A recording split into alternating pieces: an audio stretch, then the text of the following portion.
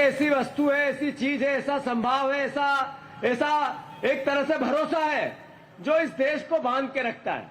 वो भरोसा क्या है? वो भरोसा है मेरा वोट। वो भरोसा क्या है? वो भरोसा ये मेरा पार्षद मेरे वोट से चुनूंगी तो मेरे मोहल्ले में काम करेगा। पंचायत में सरपंच इसको चुनूंगी तो इससे ये काम करवा सकती हूँ। मेरा विधायक कैसा हो जो मेरे पास आए और मैं उसको वोट दूं और उससे काम करवाऊं। मेरे परिवार में कोई तकलीफ हो तो मेरा विधायक हमारे बीच में खड़ा हो, इसलिए कि हम उसका सहयोग करते हैं। ऐसे ही देश की रीति नीति बनती है तो एक वोट भरोसा है इस देश में कि कौन सी वो सरकार चाहता है और कौन सी जो सरकार चाहता है वो बनती है। 2014 में नरेंद्र मोदी और भारतीय जनता पार्टी ने देश के सामने एक नए भारत की परिकल्पना की, जिसमें बेरोजगारी नहीं होगी, जिसमें महंगाई नहीं होगी, जिसमें किसी प्रकार का नशा नहीं होगा, $5 ट्रिलियन की अर्थव्यवस्था बनेगी, जिसमें अद्भुत कल्पनी राम राज आएगा। ऐसा भारत जो देश को नई जितना आज तक विकास हुआ उससे 100 गुना ज्यादा 5 साल में होगा, इस तरह का सपना दिखाया गया। 2014 में सारे ठग एक साथ इकट्ठे हुए।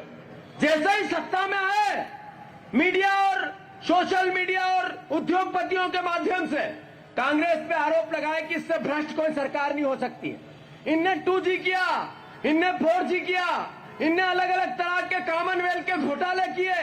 एक अन्ना हजारे लोकपाल को लेकर दिल्ली में बैठ गया और सब पीछे से देश के लोकतंत्र को खोखला करने के लिए हरीश जी उस समय 250 करोड़ रुपए अमेरिका से भी वोट के लिए भारतीय जनता पार्टी को मिले।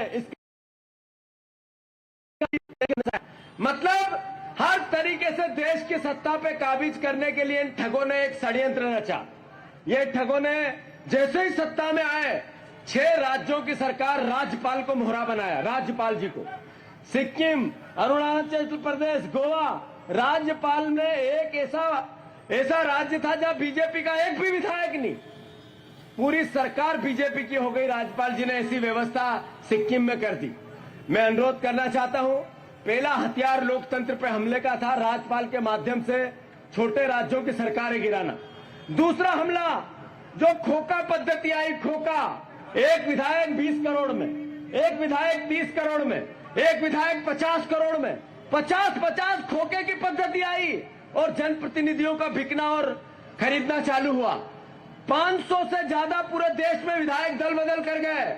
मध्य प्रदेश भी ज्योतिरादित्य सिंधिया के नेतृत्व में उसी बीमारी से ग्रसित हुआ।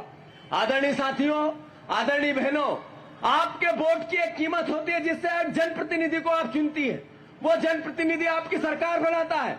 उसके बाद रिसोर्स पॉलिटिक्स आई, जिसमें पूरे विधायकों को एक रिसोर्स पे ले जाया जाता है, एक महीने रखा जाता है, वो चाहे मध्य प्रदेश हो, राजस्थान हो, कर्नाटक हो, महाराष्ट्र हो, ऐसे कई राज्यों की सरकारें रिसोर्स में इकट्ठे कर करके नरेंद्र मोदी जी ने उनका पलटा कर दिया और कहा नया भारत है ये नया भारत। मीडिया को कैसे साथ में लेना, लोकतंत्र में किस तरीके से गलत बातों को जस्टिफाई करना, देश में कट्टरपंथी को यह बताना कि यह देश कट्टरता से चलेगा और उसके वोट लेना। फिर एक नई व्यवस्था नरेंद्र मोदी जी लेके आए, जिसमें उन्होंने एक ऐसा कानून जिसमें एक सांसद अगर जेल चला गया किसी भी कारण से और 30 दिन अंदर रह गया तो वो सांसद को सांसदी छोड़नी पड़ेगी। हमारे यहाँ के सांसद पूर्व महापौर, क्या नाम है इनका, आलोक शर्मा, अगर इस पर पुराना कोई केस हो और उसकी 30 दिन की सजा इनको जेल में रह के करनी पड़ी, जमानत नहीं मिली, 60 दिन जमानत नहीं मिली, तो इनकी सदस्यता निरस्त हो जाएगी। ऐसा सांसद, मंत्री, मुख्यमंत्री सबके लिए कानून लेके आए हैं। ये क्या माध्यम है? ये ठगों ने चंद्रबाबू नायडू को डराना है, नीतीश कुमार को डराना है। जो अब की बार 400 पार की बात करने वाले नरेंद्र मोदी जी ने जो 240 पे बैसाखी पे है, सांसदों को डराना है।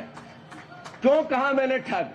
राहुल गांधी जी ने पूरे देश के सामने एक विधानसभा, एक लोकसभा के 1 लाख वोटों का अंतर देश को बताया और चुनौती दी बीजेपी को, चुनाव आयोग को, और कहा इसको देश को समझाओ कि ये चोरी कैसे हुई।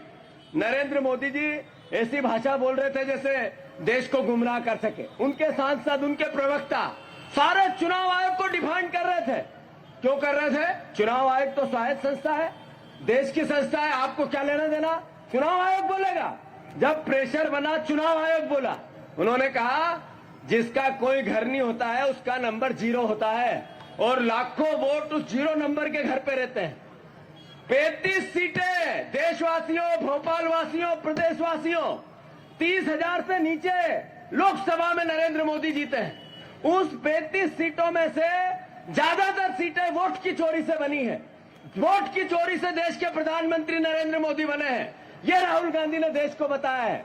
मैं अनुरोध करना चाहता हूं आप सबसे कि हरियाणा की गवर्नमेंट, मध्य प्रदेश की गवर्नमेंट, महाराष्ट्र की गवर्नमेंट, ये राज्य सरकार के चुनाव इनने वोट चोरी करके बनाए। अभी हमारे सीएलपी के नेता उमंग सिंगार ने डिटेल में कुछ सीटों का बताया था, 25 सीटों का, जहां पर जिस दिन चुनाव था आखिरी 2 महीने में जितना रिजल्ट रहा, अंतर रहा रिजल्ट का, हार जीत का जितना अंतर रहा उससे 10 गुने वोट बढ़े। इसका मतलब है मध्य प्रदेश में भी चोरी की सरकार है मोहन यादव की। अगर आप ये वीडियो YouTube पर देख रहे हैं तो हमारे चैनल को सब्सक्राइब कर बेल आइकन दबाएं, और Facebook पर देख रहे हैं तो हमारे पेज को लाइक करें।